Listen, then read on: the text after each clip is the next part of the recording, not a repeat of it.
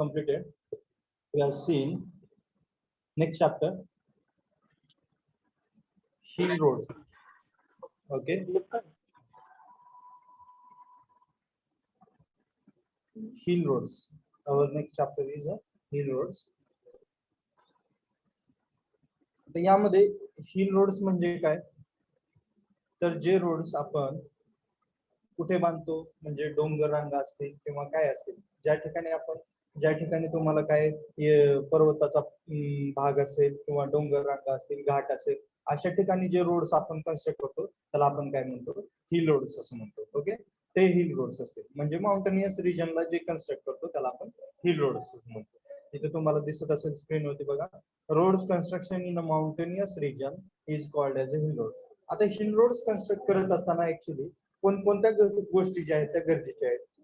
त्यामध्ये बघा, आतापर्यंत जे आपण हायवे इंजिनिअरिंग मध्ये शिकत आलो, हायवे इंजिनिअरिंग मध्ये काय शिकलो आपण, फर्स्ट चॅप्टर जो आहे तो इंट्रोडक्टरी पार्ट पाहिला, त्यामध्ये मोड्स ऑफ ट्रान्सपोर्टेशन पाहिले. नंतर पुन्हा आपण काय म्हणलं, types of classification of roads पाहिले. मग त्यामध्ये national highway, state highway, MDR, ODR, expressway, primary कोणते, सेकंडरी कोणते, टर्टरी, हे फर्स्ट चॅप्टर मध्ये पाहिलं. नेक्स्ट सेकंड चॅप्टर मध्ये पाहिलं कोणकोणते सर्वे केले जातात रोड साठी. नंतर त्यामध्ये काय पाहिलं आपण, जिओमेट्रिक डिझाईन मध्ये काय पाहिलं, तर cross section of road in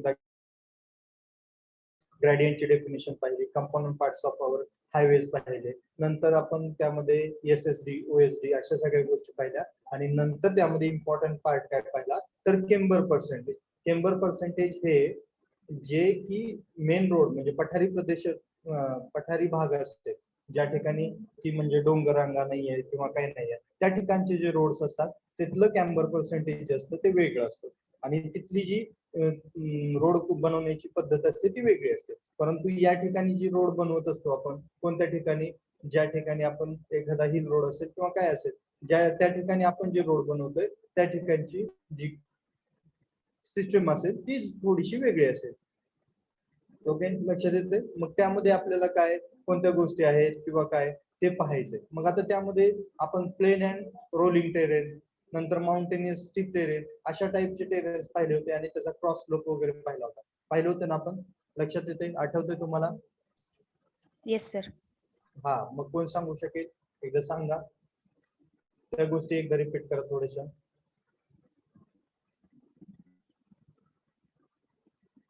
बोला,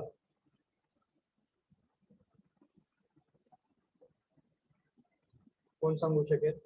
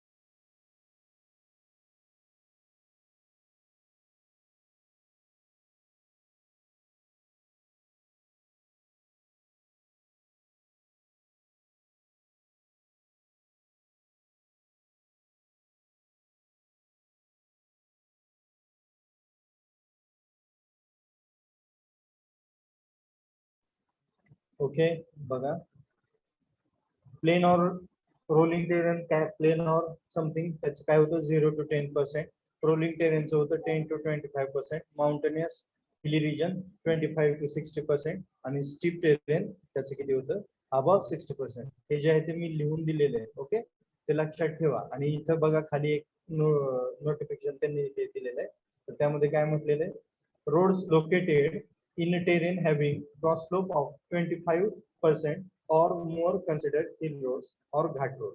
म्हणजे जे रोड जे असतात हिल रोड्स, म्हणजे बघा ना इथं तुम्हाला स्क्रीनवरती वगैरे दिसत असेल, ही आता ऑनलाईनची पीपीटी आहे. ठीक आहे, त्यामध्ये बघा जे आपण कुठे कन्स्ट्रक्ट करत असतो रोड, जे की थोडेसे घाटामध्ये कन्स्ट्रक्ट. आता हे करत असताना बघा आपल्याला वरचा जो येणारा लँडस्लाइड म्हणतो त्याला आपण, त्या गोष्टीला काय म्हणतो आपण लँडस्लाइड, आणि ही खालची जी आहे ह्याला पण आपण लँडस्लाइड असं म्हणू शकतो. परंतु या खाली जर या इतर ठिकाणी घरे वगैरे असतील तर त्यांना प्रॉब्लेम होण्याचे चान्सेस आहेत. कशामुळे, ज्यावेळेस पाऊस वगैरे जास्त पडतो त्यावेळेस लँडस्लाइड जे आहे ती होण्याचे चान्सेस असतात. त्यामुळं अशा ठिकाणी थोडस पर्वतरांगा असतील किंवा डोंगर असतील त्या ठिकाणी घरे वगैरे बांधणे चुकीचं आहे, किंवा या ठिकाणी शेती वगैरे जर करत असेल तर लवकर लँडस्लाइड होण्याचे चान्सेस. ठीक आहे, मग आता आपल्याला इथं प्रत्येक ठिकाणी केम्बर पर्सेंटेज जे असेल ते थोडंसं वेगळं असेल. केम्बर पर्सेंटेज का वेगळं असेल, कारण आपण घाटामध्ये रोड बांधतोय, घाटामध्ये रोड बांधतोय किंवा आपण डोंगरामध्ये रोड बांधतोय, हिल रोड्स नावातच आहे. ठीक आहे, त्यामुळे तिथली विड्थ, लेंथ, नंतर तिथले टाईप जे आहेत ते वेगळे असते. आता बघा इथं काय सांगितलंय, according to border road classification BRO कधी स्थापन झालं, मे बी 1960च्या दरम्यान झालं होतं. Class 9 6 metre road, class 5 4.9 metre road, class 3 2.45 और 3.65 मीटर वाइड रोड, म्हणजे जे आहे ते त्याची विड्थ सांगितलेली रोडची. Class 3, class 5, class 9 national highway मध्ये. According to general classification same, national highway, state highway, MDR, ODR तिथून जाणार आहेत किंवा एक्सप्रेस. ओके, आणि अकॉर्डिंग टू यूज कोणते कोणते, फॉर फास्ट व्हेकल आणि स्लो व्हेकल बघा, motor road, bridle road, village road. हे काय तुम्हाला इम्पॉर्टंट नाही आहे जास्त. ठीक आहे,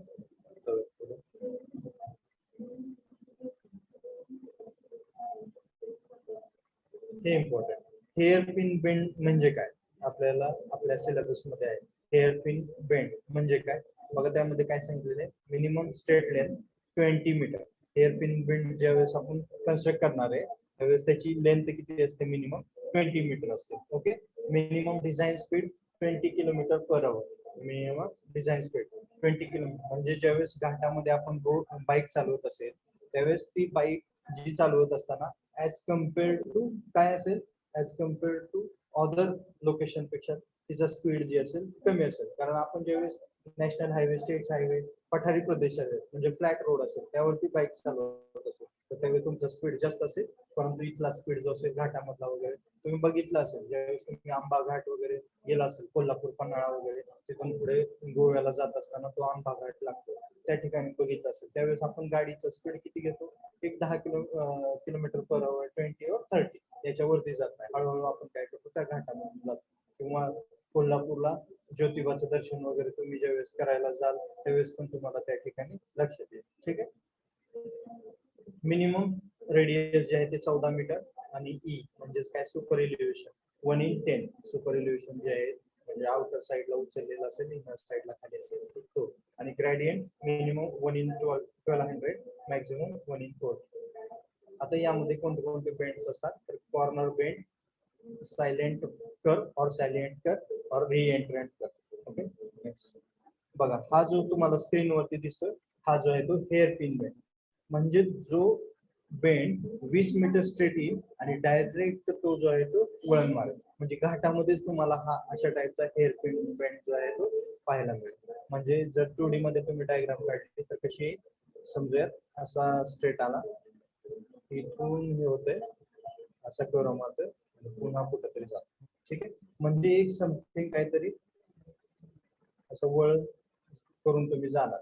ठीक आहे, हा म्हणजे इथं जो आहे तो एरिया हा तुम्हाला एवढा जो आहे तो पिन बेंड असेल, तर आपण हेअर पिन बेंड असेल. ठीक आहे,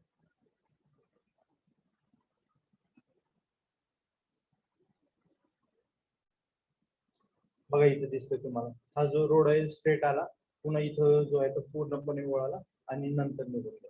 आता कोण सांगेल मला मग ही जी वॉल दिसते ह्या वॉलला काय म्हणतो आपण, कोण सांगू शकेल? ही जी वॉल दिसते इथे तुम्हाला स्क्रीनवरती तो रोड दिसतोय, ही जी वॉल आहे हिला काय म्हणतात? बोला, कुणाला आयडिया? बघितलेलं असेल रोड वगैरे. प्रत्येक ठिकाणी तुम्ही ज्यावेळेस एखाद्या ठिकाणी मोठमोठ्या रोड्सला जाता, म्हणजे आता घाटामध्ये असेल किंवा कुठेतरी जात असेल, तर त्या ठिकाणी तुम्हाला अशा ज्या आहेत ते वॉल्स दिसतात. त्या वॉल्सला आपण काय म्हणतो? रिटेनिंग वॉल्स असं म्हणतो. काय म्हणतो आपण त्याला? रिटेनिंग वॉल्स असं म्हणतो. रिटेनिंग वॉल म्हणजे काय, कोण सांगू शकेल? रिटेनिंग वॉल म्हणजे काय? बघितलेलं असेल मे बी तुम्ही कशामध्ये, सर्वे मध्ये वगैरे बघितलेलं असेल. कोण सांगू शकेल रिटेनिंग वॉल? चला बोला पटपट.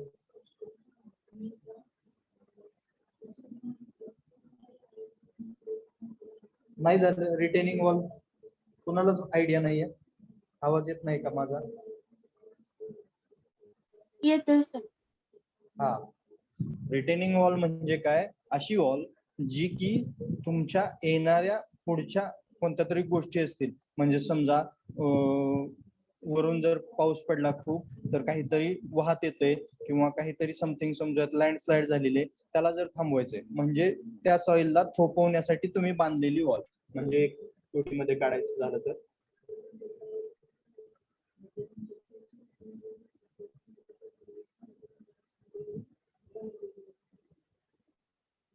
समथिंग अशी वॉल जी की काय करते, इकडं सगळी जी आहे ती सॉइल आहे, इकडं जी आहे ती सॉइल आहे, ही सॉइल काय होते, आतमध्ये येण्याचा प्रयत्न करते. तर या सॉइलला काय होतं, तर ही जी सॉइल आहे हिला थोपवण्याचं काम ही वॉल करते. त्याला आपण काय म्हणत असतो? रिटेनिंग वॉल असं म्हणतो. रिटेनिंग म्हणजे नावातच बघा, रिटेन करणे म्हणजे थोपवणे, थांबवणे. म्हणजे एखादी गोष्ट स्लाइड करून येते, तुमच्या रोड मध्ये येत असेल किंवा कुठे ब्रिज मध्ये कुठे समथिंग येत असेल पाण्यामध्ये, तर त्याला थांबवण्याचं काम काय करते? ही रिटेनिंग वॉल करते. रिटेनिंग वॉल एक तर स्टोन मेसनरी किंवा कॉन्क्रीटचे तुम्ही बांधता. आणि आणखीन एक तुम्ही बघा, रोडवरती ज्या ठिकाणी कल्वर्ट वगैरे छोटे छोटे ब्रिज प्रोव्हाइड केलेले असतात रोडवरती, रोडवरती मी सांगतोय, त्या ठिकाणी कन्स्ट्रक्ट करत असताना सिमेंट कॉन्क्रीटच्या वॉल्स असतात. त्या एक तर अशा असतात किंवा त्या एक तर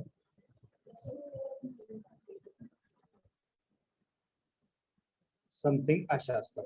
पाहिले तुम्ही हे बघितलेलं आहे कलवर्टच्या ठिकाणी किंवा काय जिथे एखादा छोटासा ब्रिज असतो रोड मध्ये आलेला असतो, इथं असा पोर्शन का दिलेला असतो, तर ज्यावेळेस तुम्ही रोडवरून ये जा करताय ट्रॅफिकद्वारे, तुम्ही पाहिलेलं असेल आता नॅशनल हायवेचं काम चालू आहे, मोहोळ ते समथिंग काय पंढरपूर वगैरे जो चाललेला आहे, समाधान आवताडे यांच्याकडे काम चालू आहे, आवताडे कन्स्ट्रक्शन. आणि पुन्हा आणखीन त्यांचा रोड कुठे चालू आहे आता सध्या, बार्शी टू सोलापूर हा एक रोड चालू आहे त्यांच्याकडे 2 लेनचा, तो पण त्यांच्याकडेच आहे, अवताडे कन्स्ट्रक्शन कडे. त्यांचं खूप मोठं हे आहे. ओके, तर त्यामध्ये हे जे आहे ते सिमेंट कॉन्क्रीटचं जे बनवलेलं असतं त्याला आपण छोटस टाईप कलवर्ट म्हणू शकतो किंवा काय समथिंग. ती जी रिटेनिंग वॉल आहे ती रिटेनिंग वॉल अशी का बांधलेली असते, तर ज्यावेळेस आपण ह्या रोडवरून ये जा करत असतो आणि जर चुकून समजा जर इथं तुमचा काय झाला, धक्का लागला, म्हणजे तुमची जी आहे ती बाईक ड्यू टू तुमचं काय कॉन्सन्ट्रेशन नसेल बाईक चालवताना किंवा समथिंग, तुमचं जर ट्रॅव्हलिंग करत असताना तुमच्या कारचा वगैरे ऍक्सिडेंट झाला, तर कारचा ऍक्सिडेंट कमी करण्यासाठी हा जो आहे तो शेप दिलेला आहे. तुम्ही युट्यूब वरती व्हिडिओ पहा याचे, तुम्हाला लक्षात येईल. युट्यूब वरती तुम्ही व्हिडिओ पाहिला तर तुमच्या लक्षात येईल हे असंच का प्रोव्हाइड केलेले असतात किंवा काय, त्याच्या पाठीमागे खूप अशा रिझन्स असतात, ते स्ट्रेट का हे केलेलं नाहीये किंवा काय. ओके, तुम्ही युट्यूब वरती गेल्यानंतर तुमच्या लक्षात येईल. ठीक, आता आपण यामध्ये बघूया. आता तुम्ही सर्वे शिकत असताना मे बी सर्वे शिकत असताना तुम्ही काय शिकलात, एक कंटूर सर्वे, कंटुरिंग असं काहीतरी चॅप्टर शिकला. कंटूर म्हणजे काय, the imaginary line passing through the equal elevations on the surface of a something काय असेल. ओके, त्याला आपण काहीतरी कंटूर असं म्हणतो. मग त्या कंटूर मध्ये तुम्ही एक 2 डेफिनेशन्स पाहिल्या. एक पाहिली व्हर्टिकल ग्रेडियंट और व्हर्टिकल काय काय पाहिली तुम्ही हॉरिझॉन्टल कोणते डेफिनेशन होतं तो हॉरिझॉन्टल आणि व्हर्टिकलच्या रिलेटेड कोण सांगेल हॉरिझॉन्टल इक्विव्हॅलेंट हॉरिझॉन्टल इक्विव्हॅलेंट हा horizontal equivalent and vertical contour inter contour interval right sorry contour interval and horizontal equivalent बघा कंटूर इंटरवल CI आणि हॉरिझॉन्टल इक्विव्हॅलेंट याची ओके ह्या दोन डेफिनेशन तुम्ही पाहिल्या आता याचा उपयोग काय आहे इथं तुम्हाला सांगतो आता आपण हा हिल रोड बनवतोय बरोबर हिल रोड बनवतोय म्हणजे हिल रोड बनवत असताना आपल्याला कंटुरिंग सर्वे येणं गरजेचं आहे कंटुरिंग सर्वे म्हणजेच काय तर कुठे कंटूर जे आहे ते जास्त आहे कुठे कमी आहे मग मला सांगा एक प्रश्न विचारते तुम्हाला बघा सर्वांना दिसते स्क्रीन येस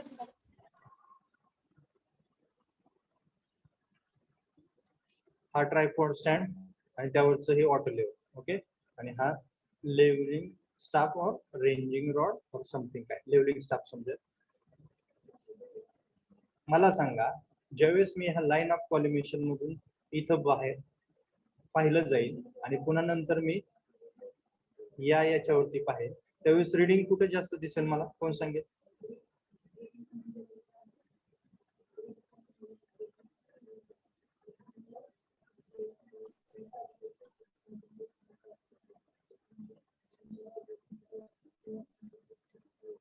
बोला पटपट बोला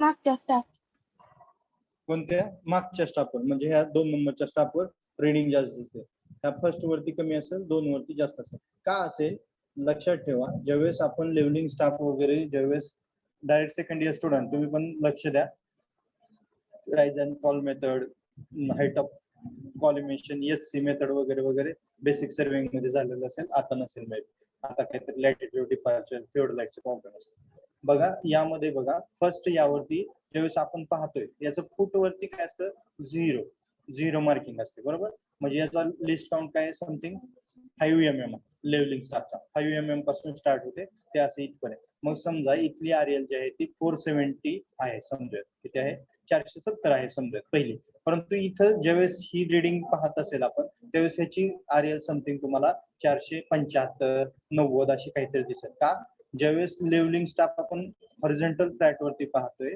त्यावेळेस या लेवलिंग स्टाफ मधून लाईन ऑफ कॉलिमेशन मधून मधली रिडिंग जी आहे ती ऑब्व्हियसली कमीच दिसेल कारण हा स्टाफ जो आहे तो इथं खड्ड्यामध्ये गेलेला आहे म्हणजे इथं काहीतरी रिडिंग वाढलेली आहे म्हणून इथं रिडिंग असताना आपल्याला ऑब्व्हियसली जास्त दिसेल म्हणजे खड्ड्यामध्ये रिडिंग जी असते ती जास्त असते as compare to flat surface okay हे कन्सेप्ट कळलाय समजलंय येस लक्षात येते हा ओके जाऊयात पुढे आता तुम्ही कंटूर इंटरवल आणि हॉरिझॉन्टल इक्विव्हॅलेंट शिकला आता बघा ज्यावेळेस तुम्ही कंटूर म्हणून असं काहीतरी शिकला कंटूर म्हणजे काय तर समथिंग असं काहीतरी म्हणजे जर समजूयात इथं पहिलं जे आहे ते 90 आहे इथं 100 आहे इथे 110 आहे तर ह्या काहीतरी कंटूर्स असतात त्या म्हणजेच काय तर त्या ठिकाणी जे आहे ते तेवढं जे आहे ते RL आलेले असते ओके ठीक आहे आता आपण व्हर्टिकल म्हणजे व्हॅलीसाठी आणि हिल साठी पाहूयात आणि मग कंटूर इंटरवल हॉरिझॉन्टल इक्विव्हॅलेंट पाहूयात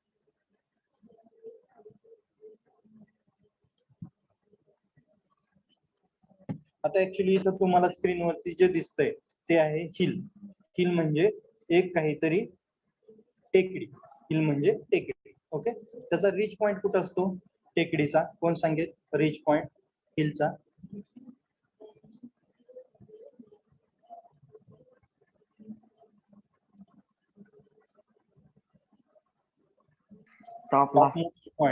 topmost point on the surface of a hill that called as a ridge point जो सर्वात वरचा उंच शिखराचा पॉइंट असतो त्याला आपण काय म्हणतो रीच पॉइंट असं म्हणतो ठीक आहे हा पॉइंट म्हणजे असेल तुमचा रीच पॉइंट इथं सर्कल मारलेला आहे स्क्रीनवरती लक्ष द्या व्यवस्थित सर्वांनी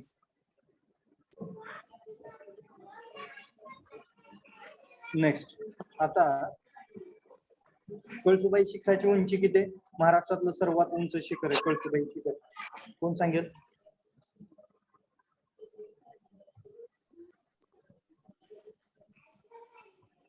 माहित आहे कळसुबाई शिखर 1646 मीटर आहे त्याची हाईट. ओके, पाहिलं असेल कुणी गेलं असेल तर अहमदनगर नाशिक इकडे आहे. ठीक आहे, बघा आता आपण काय करतोय, हिल म्हणजे त्याच्या रिडिंग आपल्याला कशा कंट्रोल्स मध्ये येत असतात. आता स्क्रीनवरती पण दिसते तुम्हाला, बघा इथं खाली जे आहे ते समजूयात 90 आहे. बघा खालून वरती जातोय म्हणजे ऑब्विसली खाली जे आहे ते कंट्रोल किंवा त्याची जी काय असेल ग्रेडियंट तो कमी असेल. वरती चाललोय इथं आहे 100 आणि इथं गेलो इथं आहे 110. तर आपण कंटूर काढत असताना काय करतो, तर त्या लाईन्स काय करतो, एक्सटेंड करतो. म्हणजे ज्या वरच्या लाईन्स आहेत त्या एक्सटेंड केल्या समथिंग काय असतील.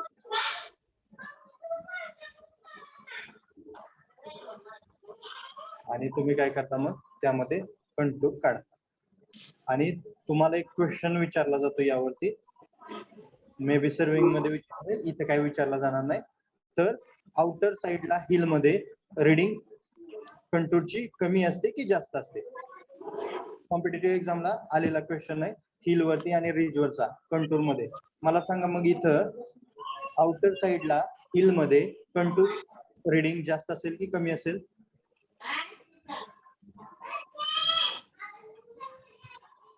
कोणाच तरी माईक चालू आहे, प्लीज ऑफ करा, बोला पटपट आणि स्क्रीन कडे लक्ष द्या. अभय साठे,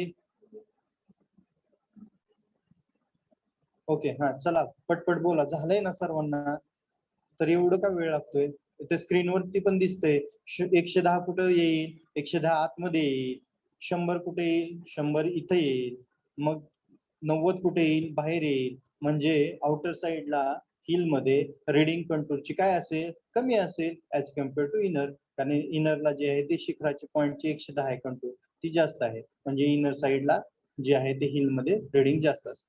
सोपं आहे, साधा आहे. झालंय की नाही राजनंदिनी? मग बोला ना, बोललं तर समजेल. सर्वांनी बोललं पाहिजे. मुलं आनंद तकपिरे, भाकरे, हर्षवर्धन, पृथ्वीराज, सार्थक, लक्ष नाही का? म्हणजे तुम्ही शिकला नाहीत का ह्या गोष्टी? नेक्स्ट असते व्हॅली. व्हॅली म्हणजे दरी. आता यामध्ये बघा इथून येतो आपण, म्हणजे वरून येतो खालपर्यंत. आता इथं जर 90 असेल तर इथं असतं 80 आणि इथं असेल 70, म्हणजे कमी असेल.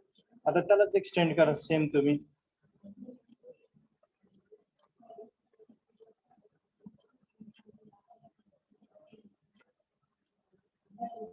आणि काढा कंटूरचे डायग्राम.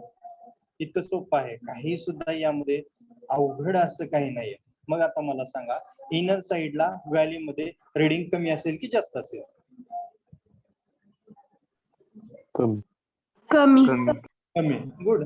आता क्वेश्चन तुम्हाला कॉम्पिटेटिव्हला काय विचारला जातो सर्विंग वरचा, तर व्हॅली आणि हिल हे दोघं सेम आहेत की इनडायरेक्टली आहेत? म्हणजे डायरेक्टली प्रोपोर्शनल आहेत की इनडायरेक्टली? तुम्हाला काय वाटतं हिल आणि व्हॅली काय डायरेक्टली आहेत की इनडायरेक्टली आहेत?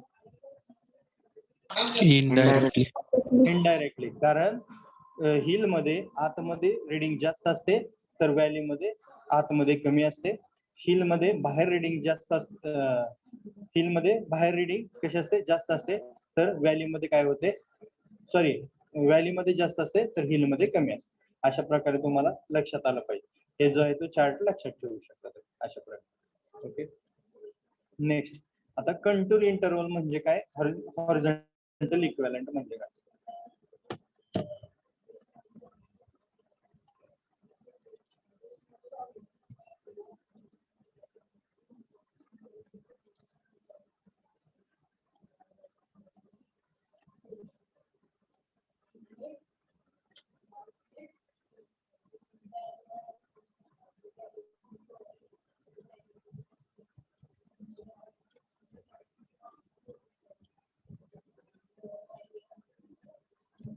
हा जो झाला की व्हर्टिकल हाईट, हा रेंजिंग रॉड किंवा हा स्टाफ आणि हा पण स्टाफ, याची जी हाईट आहे ही जी डिफरन्स झाला या दोन्हीतला, म्हणजे समजूयात इथं काहीतरी समथिंग 100 RL आहे आणि इथं समथिंग काहीतरी 90 RL आहे. तर त्याची जी त्या कंटूरची म्हणजे ही कंटूर जी आहे ती 100ची, ही कंटूर जी आहे ती 90ची, म्हणजे त्याचा डिफरन्स झाला तो म्हणजे असतो कंटूर इंटरवल. आणि हॉरिझॉन्टल इक्विव्हॅलेंट म्हणजे काय, त्या दोन्हीतला फरक म्हणजे काय, इथून इथपर्यंतचा फरक, हा म्हणजे झाला हॉरिझॉन्टल इक्विव्हॅलेंट. आता यामध्ये फरक काय, तर डायरेक्टली प्रोपोर्शनल आहे हॉरिझॉन्टल इक्विव्हॅलेंट का कंटूर इंटरवल. मला एक प्रश्न आहे, तो त्याचा आन्सर द्या. कंटूर इंटरवल कॉन्स्टंट असतो की व्हेरिएबल असतो? कोण सांगेल? कंटूर इंटरवल कॉन्स्टंट असतो की व्हेरिएबल असतो?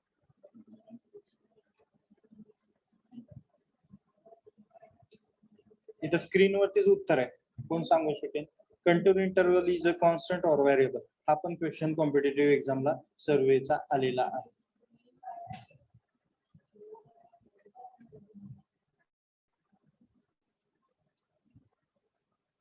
अरे बघा ना, हे व्हर्टिकल काय करतोय, व्हर्टिकल म्हणजे कंटूर इंटरवल आणि हॉरिझॉन्टल इक्विव्हॅलेंट म्हणजे काय, हॉरिझॉन्टल.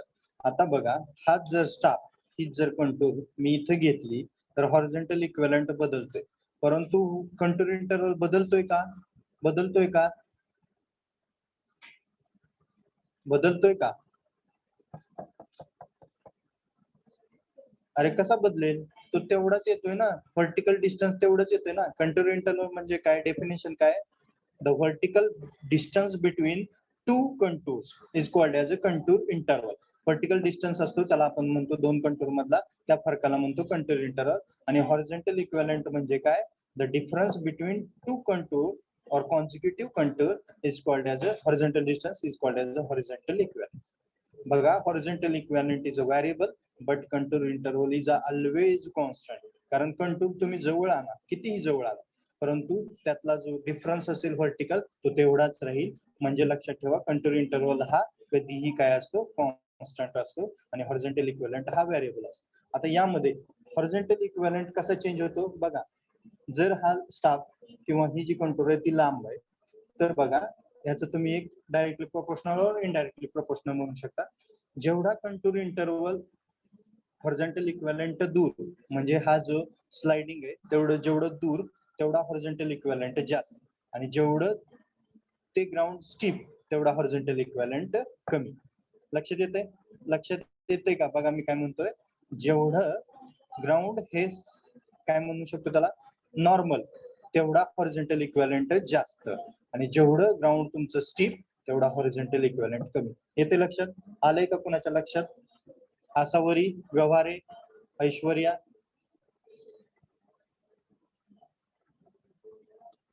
येते का लक्षात? येस और नो?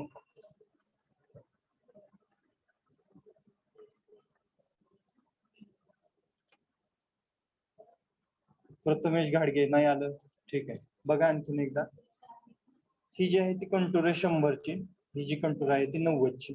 100 आणि 90 मध्ये काहीतरी डिफरन्स, व्हर्टिकल डिस्टन्स त्या दोन कंटूर मधला, तो म्हणजे कंटूर इंटरवल. हॉरिझॉन्टल इक्विव्हॅलेंट म्हणजे दोन कंटूर मधला हॉरिझॉन्टल डिस्टन्स, तो म्हणजे हॉरिझॉन्टल इक्विव्हॅलेंट.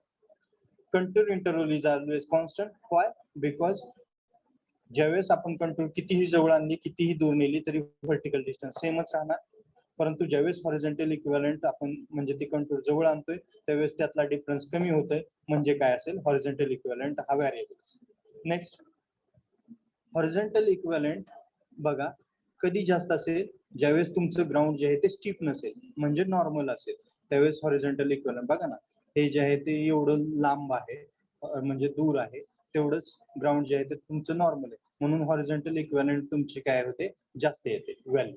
पण तेच जर रॉड और तेच जर तुमचं ग्रेडियंट और तुमचा जो कंटूर जवळ आला तर तो स्टीप स्लोप येईल. स्टीप स्लोप आला तर काय होते बघा, हॉरिझॉन्टल इक्विव्हॅलेंट कमी होते. म्हणजे लक्षात येते, it is a inversely proportional और डायरेक्ट इनव्हर्सली प्रोपोर्शनल. का? जेवढं स्टीप स्लोप तेवढं हॉरिझॉन्टल इक्विव्हॅलेंट कमी, जेवढा नॉर्मल स्लोप तेवढा हॉरिझॉन्टल इक्विव्हॅलेंट जास्त. Okay, got it?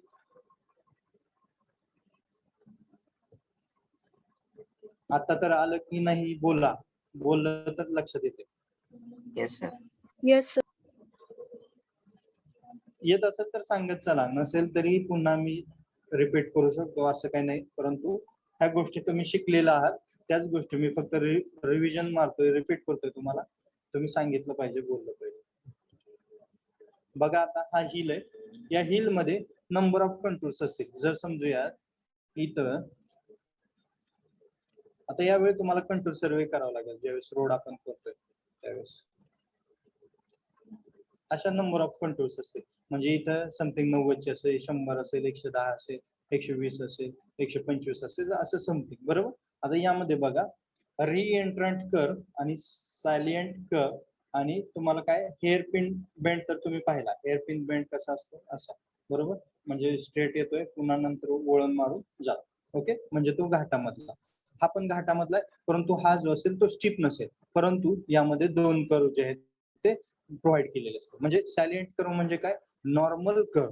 सायलिएंट कर्व म्हणजे काय नॉर्मल कर्व, परंतु तो जाग्यावर वळण मारतो. सायलिएंट कर्व म्हणजे काय नॉर्मल कर्व, परंतु तो जाग्यावर कर्व मारतो. आणि रिएंट्रंट कर्व म्हणजे काय तर त्याच्यासाठी थोडीशी लेंथ असते, परंतु तो पूर्ण लेंथ मध्ये कसा असतो कर्व पोझिशन असतो. बघा लेंथ आहे पण नॉर्मलच कर्व आहे, परंतु त्यामध्ये कसं आहे थोडीशी लेंथ आहे. तुम्हाला चालत जावं लागेल किंवा तुमच्या जे आहे ते बाईक वगैरे तेवढ्या लेंथ मध्ये त्या कर्व मध्ये तुम्हाला पुढे जावं लागेल. आणि सायलिएंट म्हणजे काय जाग्यावरच कर्व जो आहे तो थोडासा स्टिप केलेला असतो. आणि पुन्हा नंतर रिएंट्रंट म्हणजे काय तर तुम्हाला थोडस जे आहे ते अंतर कापावं लागेल, परंतु तो पूर्ण अंतरामध्ये जो आहे तो कर्व काय असतो त्यामध्ये प्रोव्हाइड केलेला असतो. ठीक आहे.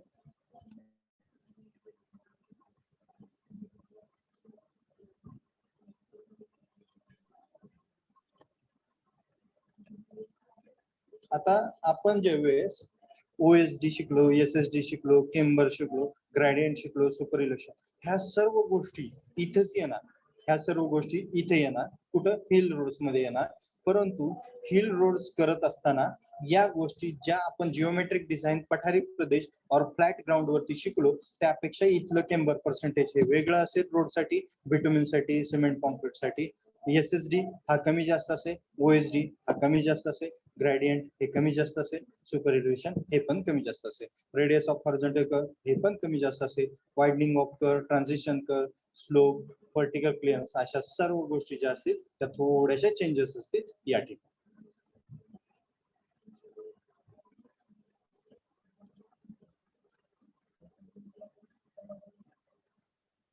बघा camber crossfall on straight section should be as a follows. Earth road साठी त्यांनी दिलेलं आहे 3 to 4%.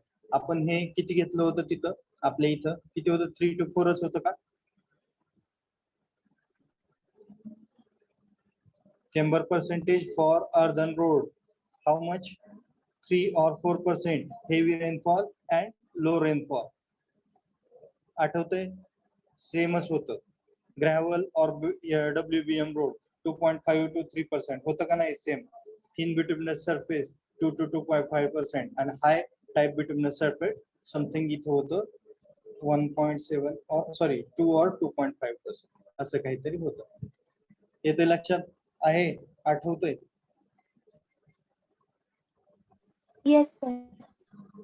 थोडस रिवाइज करा सगळ्या गोष्टी लक्षात. नेक्स्ट आता तुम्ही एखादी गोष्ट रोड करत असताना हिल टाइप मध्ये तिथं एखाद्या ठिकाणी आता जम्मू काश्मीर असेल, लडाख असेल, लेह लडाख असेल किंवा काय समथिंग ज्या ठिकाणी बर्फ वगैरे पडतो, स्नो क्लिअर म्हणजे स्नोफॉल होतो, किंवा उत्तराखंड वगैरे काही ठिकाणी हिमाचल प्रदेश, शिमला वगैरे, म्हैसूर, बेंगलोर, उटी अशा ठिकाणी काय होतो बर्फ कोसळतो. काही प्लेसेसला खूपच जो आहे तो रेनफॉल होतो. अशा वेळेस काय होतं लँडस्लाइड म्हणजे बर्फ जो आहे तो लँडस्लाइड त्याला म्हणत नाही आपण सॉरी, बर्फ जो आहे तो रोडवरती येण्याचे चान्सेस असतात. आणि तो बर्फ जो आहे तो जोपर्यंत वितळत नाही, जोपर्यंत ऊन पडणार नाही, जोपर्यंत त्याचं पाण्याचं हे प्रमाण होणार नाही किंवा त्या बर्फाला आपण रोडवरून हटवणार नाही तोपर्यंत तुम्हाला तो स्नो क्लिअरन्स होणार नाही.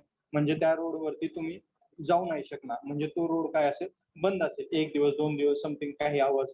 ओके. अशा वेळेस आपल्याला काय प्रोव्हिजन केलं पाहिजे तर रिटेनिंग वॉल जे आहे ती आपण रोडच्या कोणत्या साईडला, ज्या साईडला लँडस्लाइड होणार आहे, ज्या साईडला बर्फ येणार आहे त्या ठिकाणी एखादी तुम्ही काय केली पाहिजे रिटेनिंग वॉल बांधली पाहिजे. नेक्स्ट ज्या साईडला स्लोप आहे म्हणजे ज्या साईडला पूर्ण असा एरिया आहे कसा म्हणजे इथं रोड आहे तुमचा, हा रोड आहे आणि हा जो आहे तो इथं पर्वत आहे. ठीक आहे.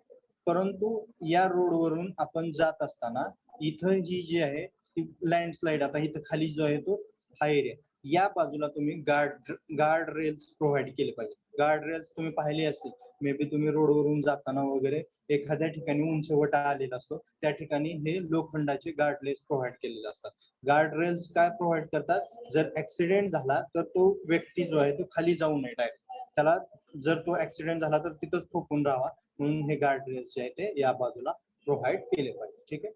Maintenance of drainage structure, prevention of landslide. आता लँडस्लाइड होणे म्हणजे काय, 2012ला मे बी मी हे उदाहरण अगोदर पण सांगितलं असेल किंवा आत्ताच लेटेस्टचं पण उदाहरण सांगायचं झालं तर 2020 मध्ये समथिंग मुंबईमध्ये लँडस्लाइड झाली. तर त्यामध्ये काय झाले, समथिंग एक 50 ते 51 लोकांचा डेड झाले, 50 ते 51. किंवा 2012 सालची गोष्ट, पुण्यापासून मी सांगितलं, शिरूर तालुक्यामध्ये माळीन नावाचं गाव 70 किलोमीटर अवे फ्रॉम पुणे और 120 किलोमीटर समथिंग. त्यामध्ये काय झालं, तुम्हाला मी सांगितलं हे उदाहरण आठवतंय कुणाला?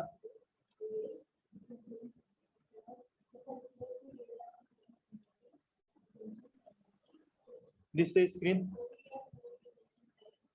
दिसते? Yes, sir. ओके, बघा एक छोटस तुम्हाला समजण्यासाठी सांगतोय, समजून घ्या थोडंसं.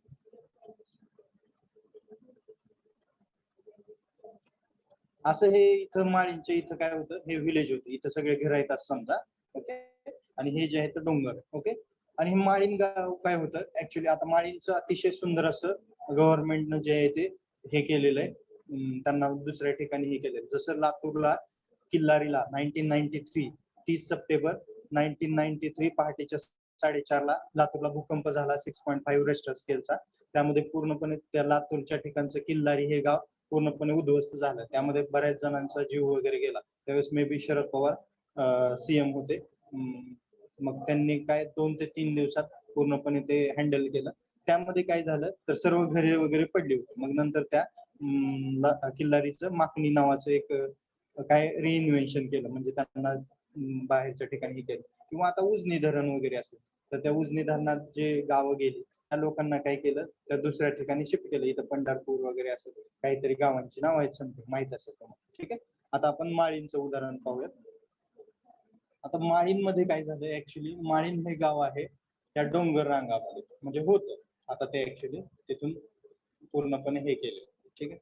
यामध्ये काय होत होतं, ती पूर्ण जे आहे ती ब्लॅक कॉटन सॉइल होती. यामध्ये जास्त काही खडक नव्हता, थोडा बहुत खडक होता, परंतु बाकीची जी होती ती ब्लॅक कॉटन सॉइल होती. तो जो आहे तो पर्वत, छोटाशे डोंगर रांगा जे आहेत आणि त्याच्या खाली हे गाव वसलेलं होतं. आता हे गाव जे वसलं होतं ते ऍक्च्युली एक्झॅक्ट पायथ्याला होतं, म्हणजे ज्या ठिकाणी तो डोंगर संपतो त्या ठिकाणीच त्यांनी काय केलं होतं, शेती आणि त्यांचं गाव जे आहे ते वसवलेलं होतं. ते गाव अतिशय छोटं होतं, जास्तीत जास्त मे बी 75 ते 100 घरांचं गाव होतं, म्हणजे 1000 ते 1500 लोकवस्तीचं गाव होतं. मग आज यामध्ये काय झालं, तिथल्या काही लोकांनी त्यांची जमीन जी आहे ती या पर्वतांमध्ये होती, म्हणजे या डोंगरामध्ये होती. मग त्यांनी काय केलं, तिथं ही जमीन जी आहे ती कसायला सुरुवात केली. ती जमीन जी आहे ती कसायला सुरुवात केली. नंबर ऑफ इयर्स झाले, एक 10, 15, 20, 25 वर्ष झाले, तरी त्या गावाला काही झालेलं नव्हतं. परंतु काय होत होतं, पाऊस पडत राहत होता आणि पाऊस पडल्यामुळं त्याची वॉटर टेबल जी आहे त्या डोंगराची ती जी आहे ते राईज होत होती. वॉटर टेबल समजतो तुम्हाला? वॉटर टेबल म्हणजे पाणी मुरणे, या तुमच्या जमिनीमध्ये पाणी मुरून मुरून काय झालं, तो जो वॉटर टेबल ते वरती वरती यायला लागला. म्हणजे पाणी पुन्हा जास्त मुरत नव्हतं, पाणी पुन्हा काय व्हायचं, पडायचं आणि डायरेक्ट स्लाइड होऊन जायचं. अशा प्रकारे नंबर ऑफ इयर्स नंतर त्या तिथल्या त्या डोंगराचा वॉटर टेबल जास्त झाला आणि मग पडलेलं पावसाचं पाणी 2011-12ला काय व्हायला लागलं, जास्त स्लाइड व्हायला लागलं आणि पाणी जे आहे ते भरपूर वाहत होतं, कारण पाऊस पण त्यावेळेस भरपूर झाला त्या ठिकाणी. नेक्स्ट, आता त्या शेतकऱ्यांनी काय केलं, त्या डोंगरामध्येच शेती करायला सुरुवात केली. थोडासा एरिया घेतला, एक अर्धा एकर, पाव एकर असा भाग घेतला आणि थोडीशी 10 गुंठ, 5 गुंठ, 25 गुंठ अशी शेती कसायला सुरुवात केली. आता शेती कसल्यामुळे काय व्हायला लागलं, ऍक्च्युली पावसाळ्यात रेनी सीझन मध्ये पडलेलं पाणी, त्यामुळे वाढलेलं वॉटर टेबल. नेक्स्ट, नंतर तुम्ही ज्यावेळेस शेती करत असाल त्यावेळेस तुम्ही शेतीला देता ते पाणी, त्यामुळे त्या शेतीच्या एरियातला वॉटर टेबल वाढायला लागला. मग तो वॉटर टेबल उन्हाळ्यात पण राईज व्हायला लागला, हिवाळ्यात पण राईज व्हायला लागला आणि ऑलरेडी रेनी सीझन मध्ये तर होतच होत.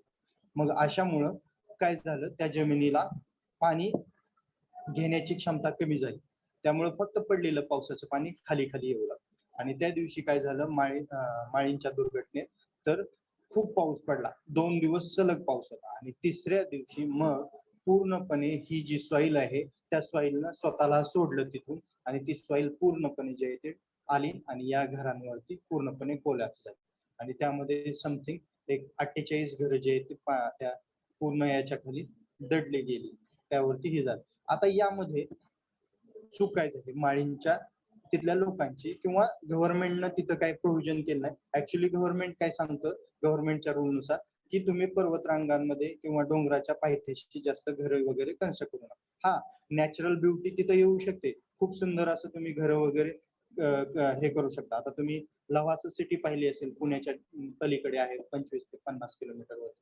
लव्हासा सिटी हे शरद पवार सीएम असताना त्यांनी जे आहे ते कन्सेप्ट काढला, की आपल्या पूर्ण राज्यामध्ये 20 ठिकाणी आपण जे आहे ते फॉरेन कंट्रीमध्ये एकदा गेले होते. मे बी तुम्ही वाचू शकता, बाहेरच्या गोष्टी वाचल्या तर तुम्हाला लक्षात येतील. त्यांचं जे एक पुस्तक आहे, बुक आहे, 19 लोक माझे सांगाते म्हणून आहे, त्यामध्ये त्यांनी लिहून ठेवलेलं आहे त्यांनी काय केलं, सीएम असताना काय केलं. ठीक आहे. तर त्यामध्ये काय आहे, तर त्या बुक मध्ये सांगितलेलं आहे, मी बाहेर फॉरेन कंट्रीज मध्ये गेलो, मग मलेशिया असेल किंवा साऊथ आफ्रिका असेल, इंग्लंड असेल, लंडन असेल, समथिंग त्या ठिकाणी गेल्यानंतर मला नॅचरल ब्युटी ऑफ घरे वगैरे, गावं वगैरे पाहायला मिळाली.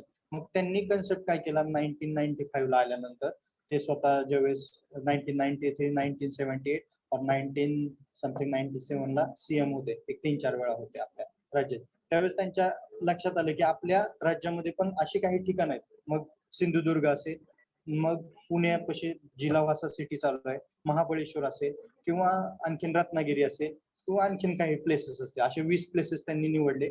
त्या ठिकाणची समथिंग जमीन जी आहे ती पूर्णपणे डेव्हलप करायची, आणि त्या जमिनीच्या ठिकाणी नॅचरल ब्युटी ऑफ हाऊसेस तयार करायचे, आणि त्याच ठिकाणी आपल्या तरुणांना रोजगार द्यायचा. म्हणजेच काय बघा, ज्यावेळेस आपण त्या ठिकाणी घरे बांधतोय त्यावेळेस नॅचरल ब्युटी असल्यामुळे लोक त्या ठिकाणी इन्व्हेस्ट करायला येतील पैसा.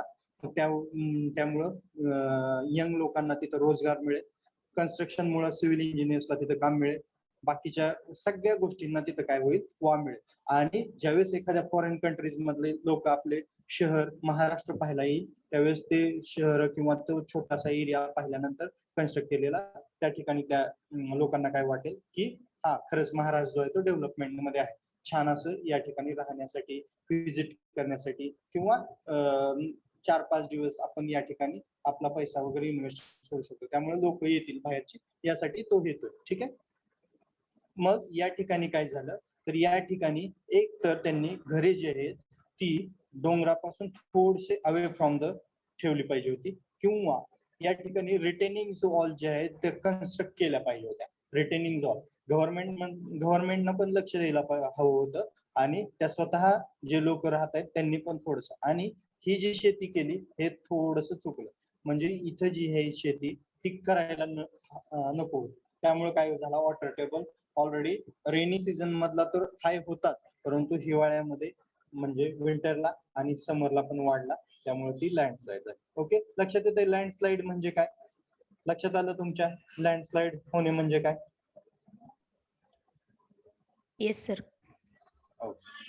त्या उदाहरणावरून पूर्णपणे तुम्हाला लँडस्लाइड समजली असेल. मग त्याचे कॉजेस काय, मग त्याला जर आपल्याला थोपवायचं असेल तर काय केलं पाहिजे, किंवा काय, ह्या गोष्टी तुम्हाला थेरॉटिकली पण मी आता पुढे सांगेन, तसं काय नाही, परंतु एक उदाहरण म्हणून तुम्हाला एक गोष्ट समजण्यासाठी आहे.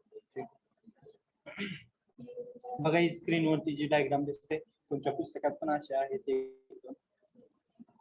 व्हीप होल्स म्हणजे काय? तुम्ही ज्यावेळेस कॉलेजमध्ये याल त्यावेळेस, आता तुमच्या कॉलेजमध्ये ग्राउंडचं काम चालू आहे, म्हणजे स्टेडियम बांधायला चालू आहे छोटंसं तुमच्या क्रिकेटचं, बरोबर? त्या ग्राउंडचं रिटेनिंग वॉल चालू आहे. रिटेनिंग वॉल म्हणजे कंपाऊंड वॉल त्याला म्हणू शकता तुम्ही. ती कंपाऊंड वॉल जी चालू आहे त्यामध्ये छोटे छोटे पाईप्स जे आहेत ते ड्रेनेजसाठी प्रोव्हाइड केलेले, त्यालाच आपण व्हीप होल्स असं म्हणतो. ते पाईप्स कशासाठी प्रोव्हाइड करतो आपण, तर पडलेलं पावसाचं पाणी किंवा साठलेलं पाणी जे आहे ते ड्रेन आउट व्हावं त्या व्हीप होल्सद्वारे, आणि तुमच्या त्या बिल्डिंगला किंवा त्या कंपाऊंडला किंवा त्या रिटेनिंग वॉलला त्याचा इफेक्ट होऊ नये, आणि ते डायरेक्ट साईड ड्रेन मध्ये जमा व्हावं, म्हणून आपण काय करतो, व्हीप होल्स जे आहेत ते प्रोव्हाइड करतो. ओके, नेक्स्ट, बॅक फिलिंग आणि vertical retaining wall. Retaining wall कशासाठी असते आता सांगितलं, जे की सॉइल आहे, पावसाचं पडलेलं पाणी आहे किंवा काय समथिंग, त्याला जर थोपवायचं असेल तुमच्या आतमध्ये रोडमध्ये किंवा कुठे येऊ द्यायचं नसेल तर आपण काय करतो, रिटेनिंग वॉल बांधतो. रिटेनिंग वॉल तुम्हाला आणखीन कुठं पाहायला मिळेल, ज्या ठिकाणी छोटे छोटे ब्रिजेस असतात त्या ठिकाणी साईडला जे कॉर्नरला असतात, म्हणजे कसं एक 2D मध्ये दाखवतो.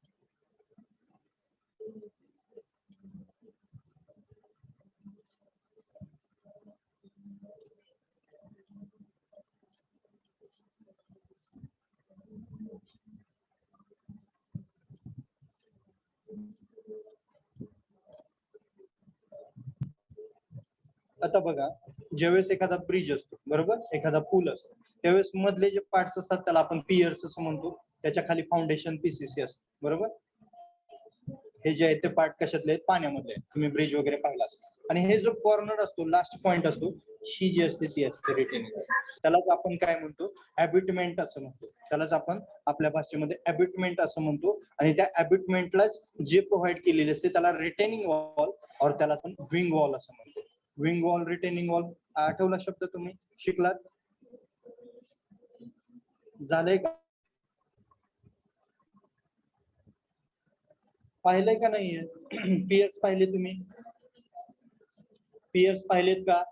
पीएसलाच आपण कॉलम असंही म्हणू शकतो, तसं काही नाहीये. परंतु ज्यावेळेस एखादा बंधारा असतो, ज्यावेळेस एखादा ब्रिज असतो तर त्या ठिकाणी आपण त्याला पीएस असं म्हणतो. ओके.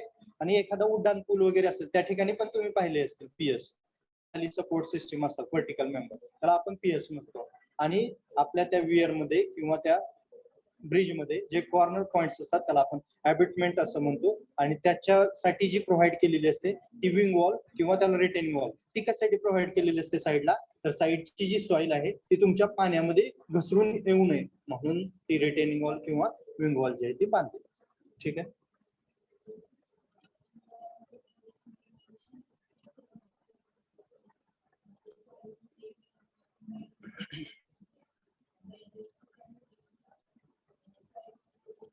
ओके, तुम्हाला थोडस ओव्हरव्ह्यू लक्षात आलं असेल.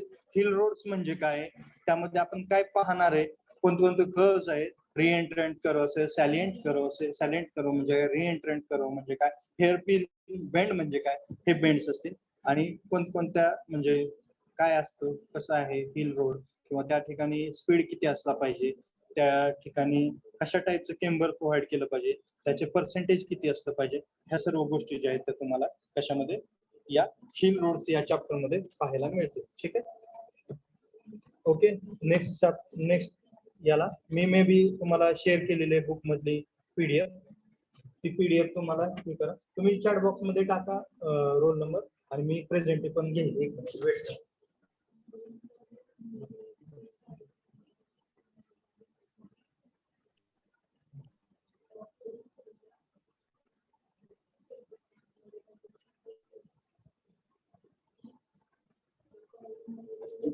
ओके, प्रेझेंट द्या. Roll number 1. Present, sir.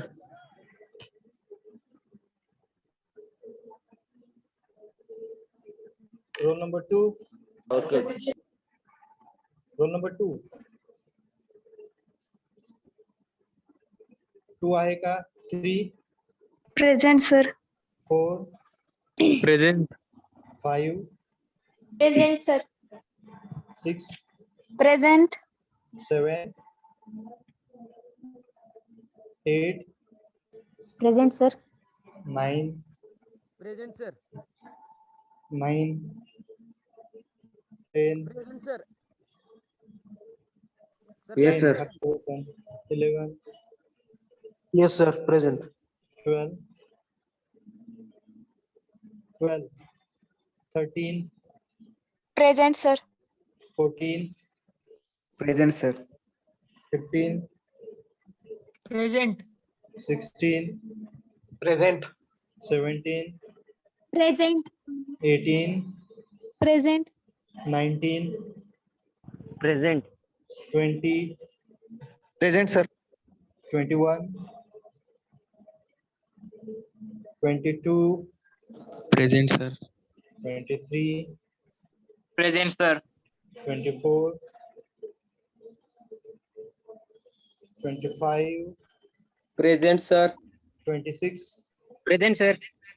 27, Present, sir. 28, Present, sir. 29, 30, 31, Present, sir. 32, 33. Present, sir. Present, sir. Present, sir. 33 is present. Okay. 32 पण present. Okay. 34, Present, sir. 35, 36, 37, Yes, sir. 38, Present, sir. 39, Present, sir. 40, Present, sir.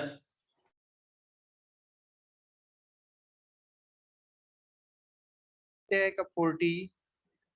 Present, sir. Present, sir. आवाज येतोय? 40 आहे. Omkar Jadhav. Okay. 41, Present, sir. 41. Okay. Present, sir. Shahid Mujawar आहे. 42,